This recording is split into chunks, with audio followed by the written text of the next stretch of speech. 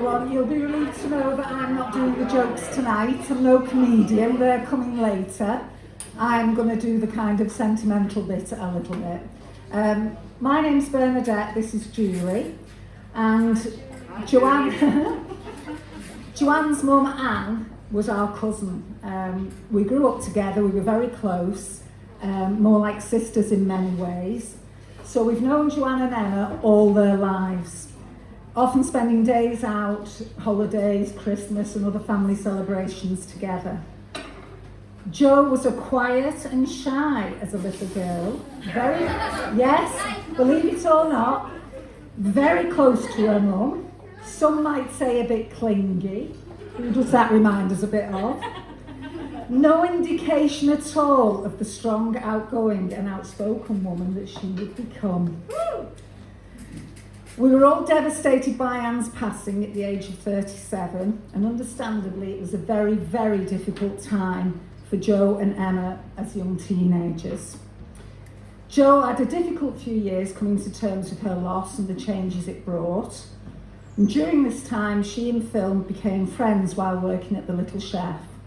But she always wanted to be a nurse. And through sheer hard work and determination, she alone made that dream come true. She showed such strength and resilience at that time. It was incredible to see.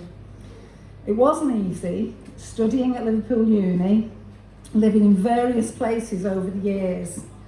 But her commitment really paid off, and we were all so proud when she graduated with her nursing degree in 2009. Not least her nan Margaret, who was absolutely beaming with pride at the ceremony. And then she and Phil made contact again, and here we are, the rest is history. It really fills our hearts with joy to see how much you love, value and respect each other, and the happy, fun family life you created for Jess and Elliot.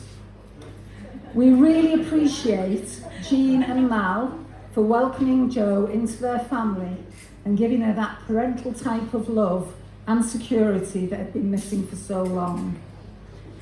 Jo has really flourished since being with Phil, finding the confidence and support to really achieve her potential, personally and professionally. But Phil, as you well know, do her wrong and you've got us to answer to. With Jo, what you see and hear is what you get. Truly kind, caring and thoughtful, utterly dedicated to her family and loved ones, just like her mum. Sometimes a stress head, just like her mum. And a real party girl, just like her mum. In fact, if you've ever wondered where that laugh comes from, yep, that's her mum's. Jo's wide circle of friends are testament to these qualities, fully on display at the hen do, brilliantly organised by Lindsay, I'm told. Where's Lindsay? Big up Lindsay. Yay! Oh, I've lost my page. So, Jo, you really are the most beautiful bride, a true Disney princess. We are all thrilled to be here to share and celebrate your special day with Phil. I've mentioned your mum because I know she's a constant presence with you, and I think she's here today, radiating love, pride and happiness at where you are. So I'd like to propose a toast to, yes, this gorgeous girl, but to you both for continued love and happiness in the rest of your lives together. Jo and Phil.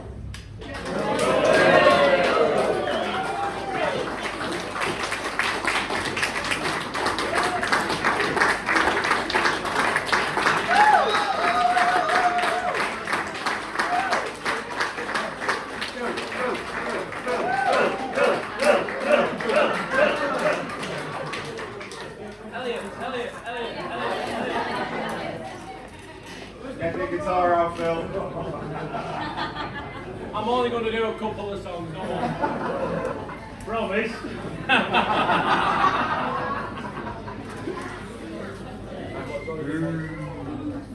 Don't say it. Okay. stand with me. I'll read it for you. You've got this, Elliot, mate. Yeah!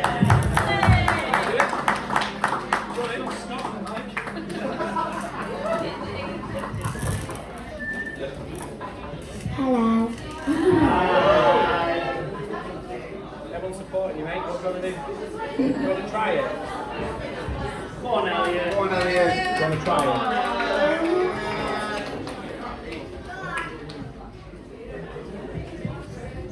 Go, mate. Hello.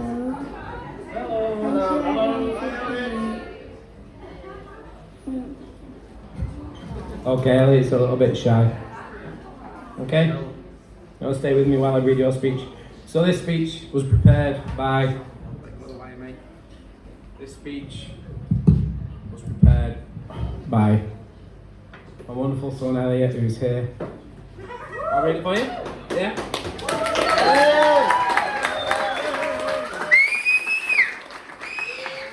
Got a better fan base than me. Hello everybody. Thank you for coming. I just want to start off on how beautiful my mum looks. I went to the wedding dress shop with her, and from only seeing the dress on pictures and the shop, I knew for a fact my mum would look beautiful. And now I'd like to head over to the bridesmaids. You are all such amazing friends and are always there for my mum when she needs help. And Lindsay, I just want to say one word, wow.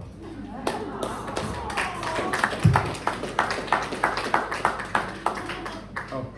I saw all of the Hindu pictures, but not the inappropriate ones. And it looked like you all had the time of your life. Now I'd like to, well, this is embarrassing. Now I'd like to compliment my amazing dad. It doesn't say that. It does say, I promise. It does. But the thing is, he messaged me what to say. I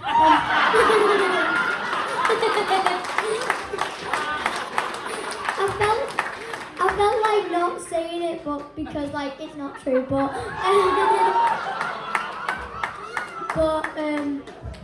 You go, oh! you want to sit over there? No, I will say the rest.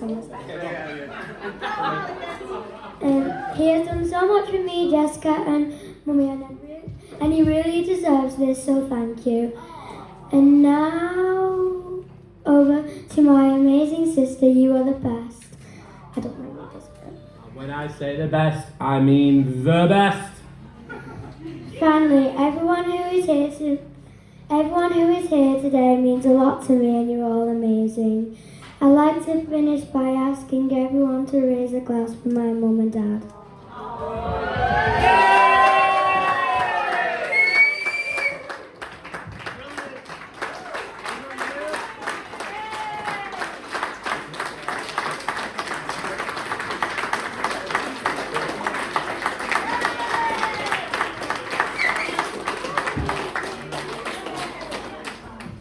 He did write that.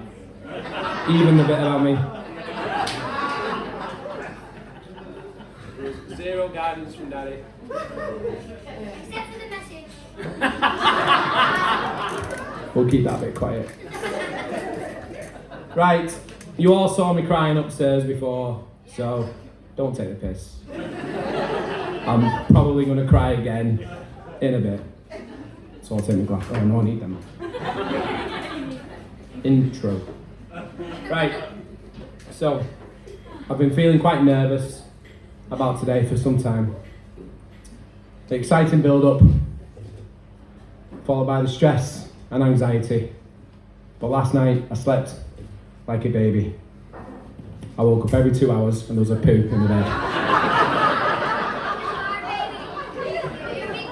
First of all, I'd like to thank you all for coming today. Without you all here, it just would not have been the same. It would have been a lot cheaper. As anyone who's planned a wedding will know, they usually charge on a cost per head basis. So I really want to extend my heartfelt thanks and gratitude to everyone that declined our invitation and saved us a couple of quid. I'm no stranger to a good wedding. I'm honoured to have been best man on 3 occasions and even officiated a 10-year wedding vow renewal ceremony. However, it is a bit concerning that out of those 4 weddings, 3 have ended in divorce, and I'm pretty sure that I saw Terry eyeing up the barman earlier, so the jury's out on the 4th. Jinx. But having said that, Joanne and I have been together for a very long time. We've been together over 10 years now, and we've known each other for about 15 years before that. So I'm pretty sure there are no secrets left. Just don't look in that bottom drawer in my cupboard that's locked, because I'll be home tonight. she will as well. Just socks with holes in. Sorry. Waiting for Father's Day to come around. Right, I'll talk about my new wife in a minute, but I can't give this speech without acknowledging 2 people.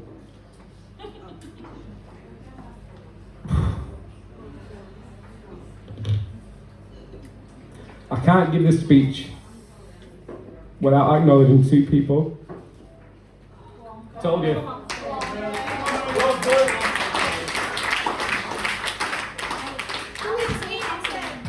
Right, I've got it. Elliot. 2 people whose presence is missed every day, and especially today.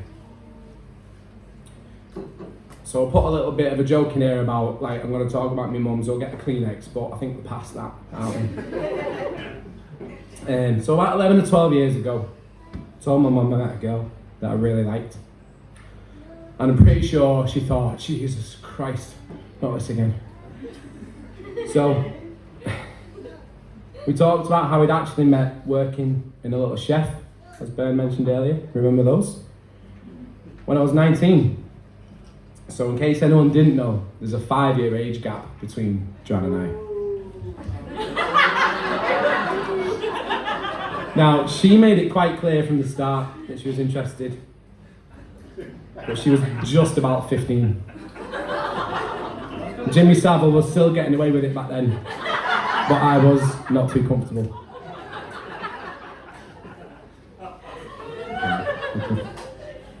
So I told my mum about the laughs that we had working together, how Joanne regularly dropped the plates of food that I just cooked, worst waitress ever. The fun we had on our nights out after our shifts, and how we'd gone our separate ways when we got real jobs. But we found each other again, thanks to Facebook. So go on then, let's have a look, my mum said.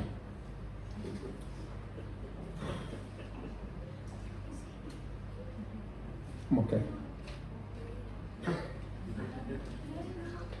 So I pulled my phone out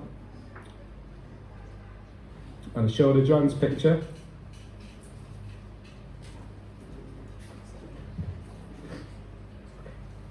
And I saw my mum's face light up.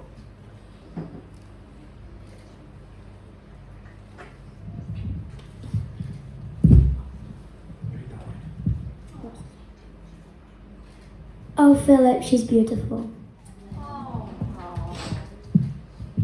So that was it.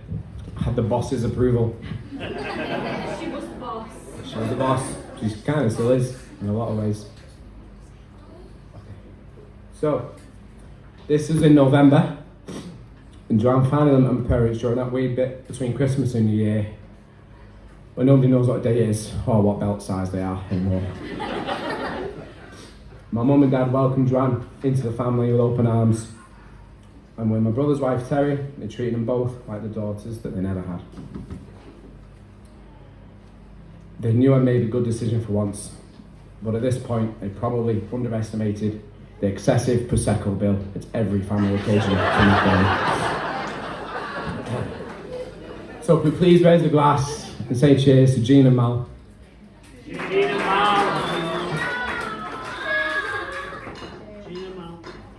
So, fast forward a few months. Joanna's made herself right at home in my cosy little bachelor pad. All the cool stuff went quickly and was replaced with flowers and cushions. I sat watching the telly and I heard a scream from the kitchen, and I mean a scream. You know, don't you? I assume there must have been a tarantula or a 6-foot rat based on the sound that she made. So I ran to the kitchen as quick as I could to see thick smoke and 3-foot flames. Joanne is the only person I know who can nearly burn down an entire house making spaghetti.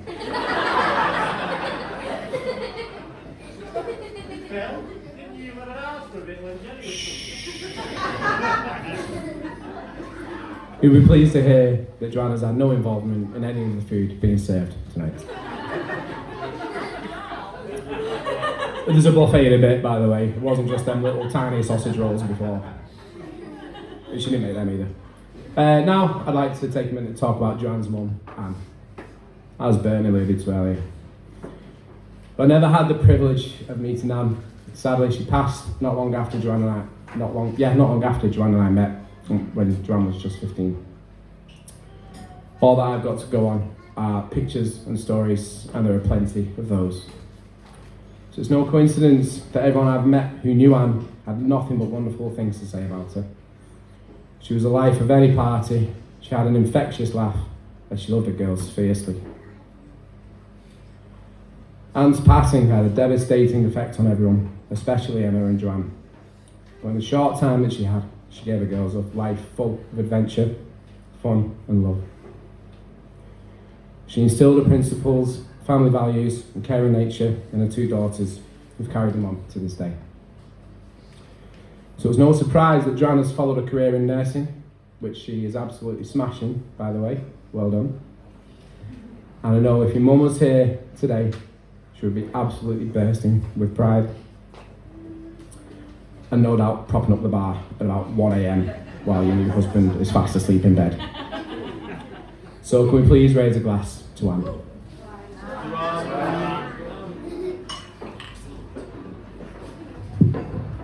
To Anne. Can have another swig of your drink if you want. That's fine. I'd also like to take this opportunity to thank 2 people that have been there for Joanne when she needed some motherly advice and someone to talk to. Aunty Bern and Aunty Julie. Anne's cousins and partners in mischief have always been there to step in where a mother usually would. Thank you both for being there for Anne, offering guidance and a positive influence in all areas except wine consumption. Once again, raise your glasses to Aunty Julie and Aunty Bern. Aunty Julie and Aunty Bern.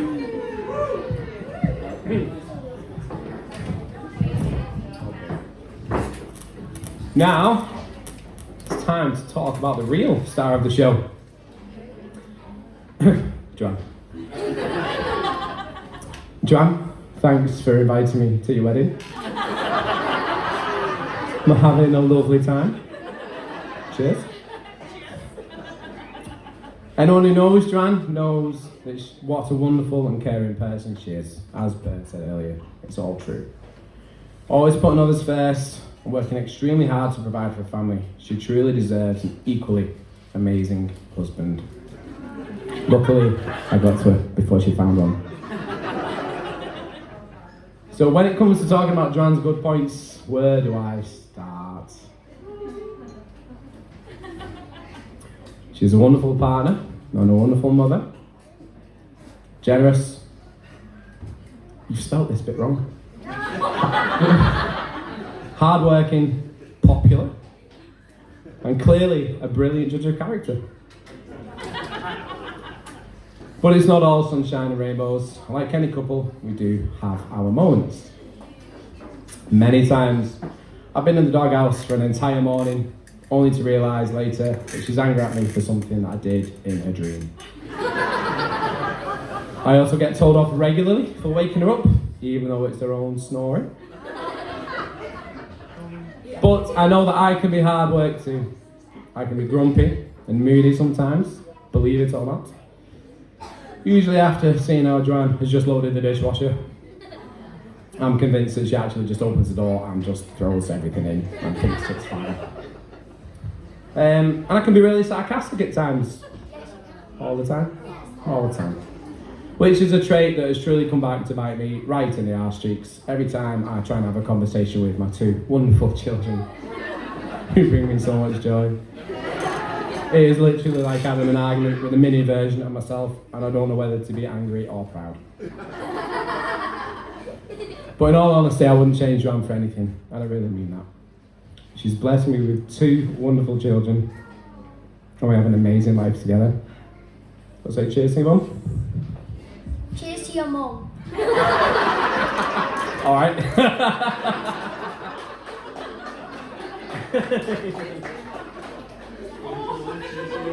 Don't worry, I'm nearly done.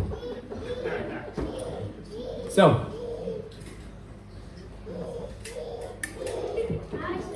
no, it's okay. I'll shortly be handing over to my best man, Gaz. But unlike many best man speeches, which are full of sexual innuendos and inappropriate content, he's promised me that if there is anything even a bit close to the bone, even a semi, he'll whip it out immediately. But before I do hand over, I'd like to thank him for arranging my stag do. What a weekend. So 10 lads with an average age the wrong side of 40 travelled to Chester for a harsh reminder of how unfit and uncool we are. But it was genuinely one of the best weekends of my life. Stag lads, you might have noticed that Big Pete and Mark are not here today. Rumours are they're still trapped on that double bed with the Velcro backs trying to get off. And one of the themes of the stag night is we all got the worst possible shirts we could find. So a quick search on Amazon, shit shirt, brought up many results. I think Billy must have misread the invitation and he's turned up in a shit skirt today.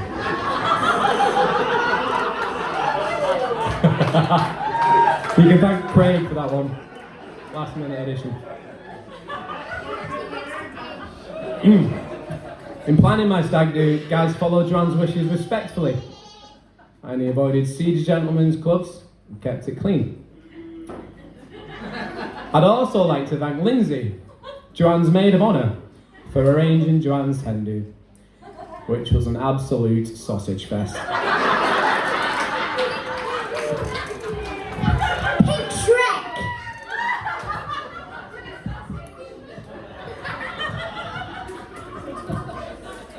The girls saw more salami that weekend than the deli counter at Sainsbury's. But apparently it was more full Monty than Dream Boys. One of the three performers, out of the three performers, one had a beer belly, one had a few teeth missing, and the other one was more confused than Sam Smith.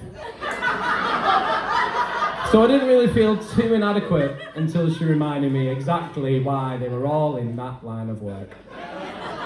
So again, Lindsay, a great big 10-inch thanks.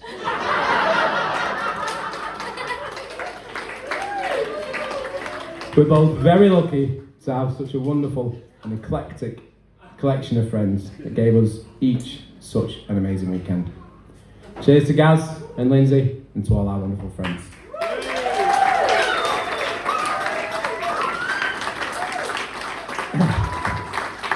I've only got like 15 more minutes. Finally, thanks to every person in this room for joining us today. It really, honestly, it means the absolute world to us. Your presence is greater than any gift we could ask for. So let's raise a glass to a grass. I've had a couple of glasses. Let's raise a glass to each other, to love, and to happy ever after. Thank you. I'm not going to drop the mic, because I've actually paid for a mic and they're expensive and it breaks them, so I'll pretend to do a mic drop. Well done, sir.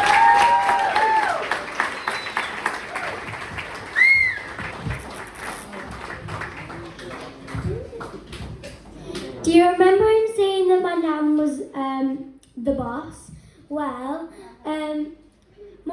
you this story, and what happened was, she was pregnant with me or Jess, I don't know who, but someone was being rude to her for parking in the wrong spot.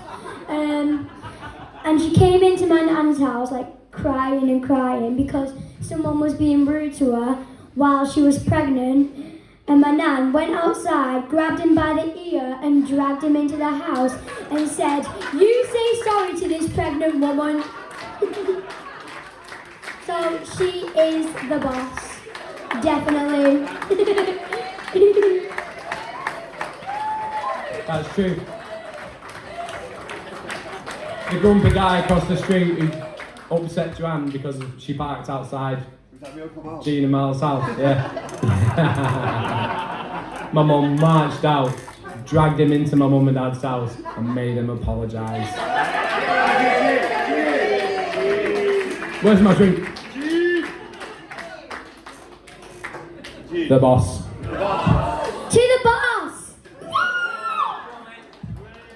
Right now, it is time to hand over. The moment you've all been waiting for. My best mate, guys. Right.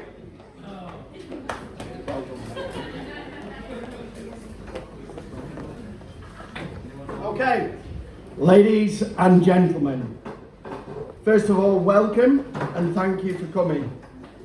For those of you that don't know me, I'm Gareth. I'm Phil's best man and accomplice for the last 30 odd years, thereabouts. I'm honoured to be stood here today as we celebrate Phil and Joanne being joined together in marriage. Over the next few minutes, I want to guide you through some of the highlights of the last 3 decades. From our high school leavers do in 1996, where me and Phil turned up, looking like someone had taken a couple of monkeys to the hairdressers and kicked them through Burton's, to more recently, in 2023, where our families holiday together in Wales. So it all started a little over 30 years ago at Cansfield High School in Ashton. If you're not familiar with Cansfield, it was a school so poor that every year the people of Ethiopia held a rock concert to raise money for it. Phil was a key member of our friendship group. I'd like to say this was down to his personality, but I suspect it was more down to the fact he looked 25 when he was 14.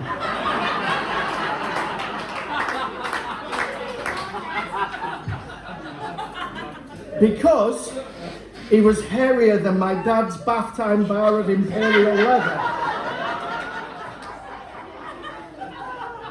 He was able to walk into most off-licences, unchallenged, and re-emerge with a carrier bag full of Labatt's ice and pulled cider. So we spent many a Friday evening drinking our leftover dinner money on Rose Hill Park and St Peter's School Field in Bryn. Here, it became quickly apparent to me that in Phil, I'd finally found someone with a sense of humour more inappropriate than mine. This was exemplified, and I believe this was in the summer of 1997, on Sainsbury's car park in Marris Bridge, at the beginning of a day out to Southport Beach. While exiting the car park, a cocky group of local scallies decided to dawdle across the exit in front of Phil. One in particular appeared to stop and stare, displaying the kind of arrogance that can only be corrected by unorthodox means.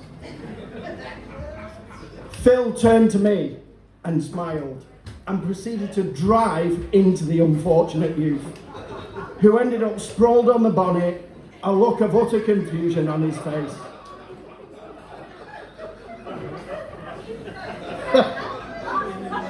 It's a true story. It's genuinely true.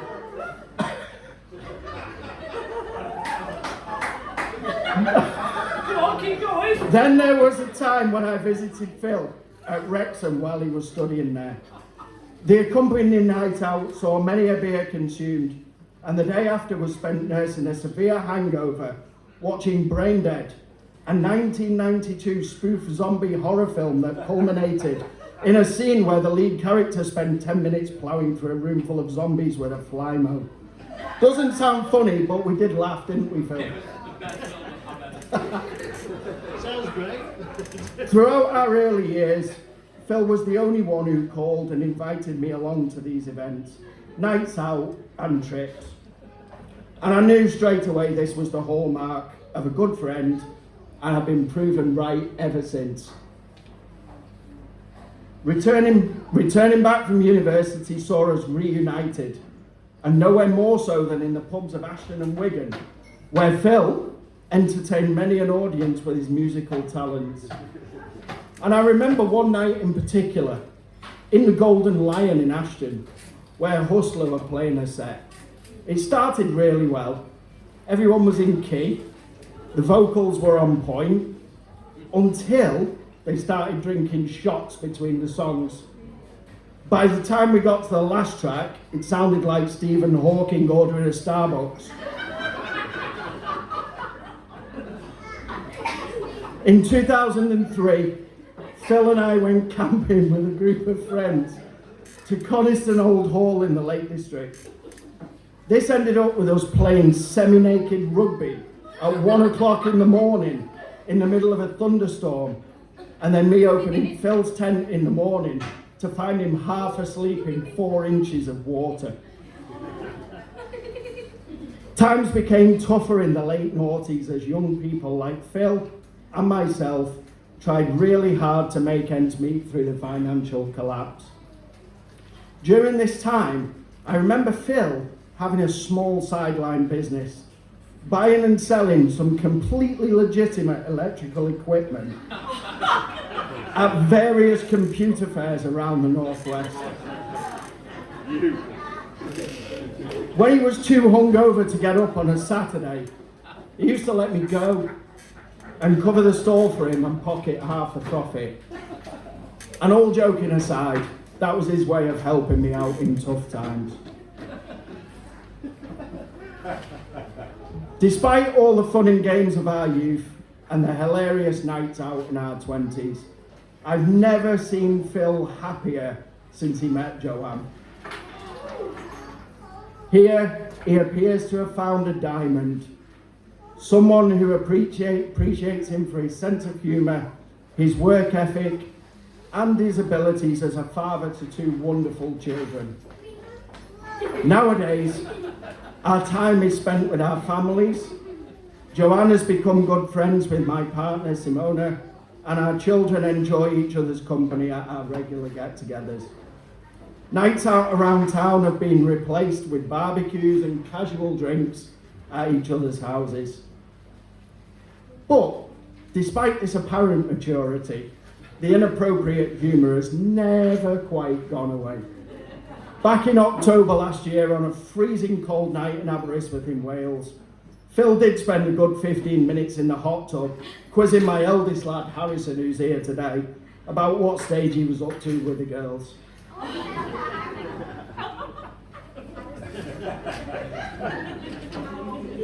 You did? Leave it there. No details. So, somewhat out of character for me, I'd like to close on a more serious note. Phil, you've been my best friend for over 30 years, mate. Through thick and thin, good times and bad times, and irrespective of your own personal challenges.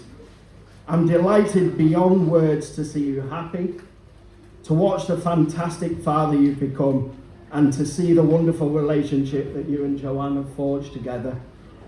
And I want to close this speech by wishing you both a lifetime of happiness in marriage. Please, can everyone now rise and raise their glasses to Phil and Joanne.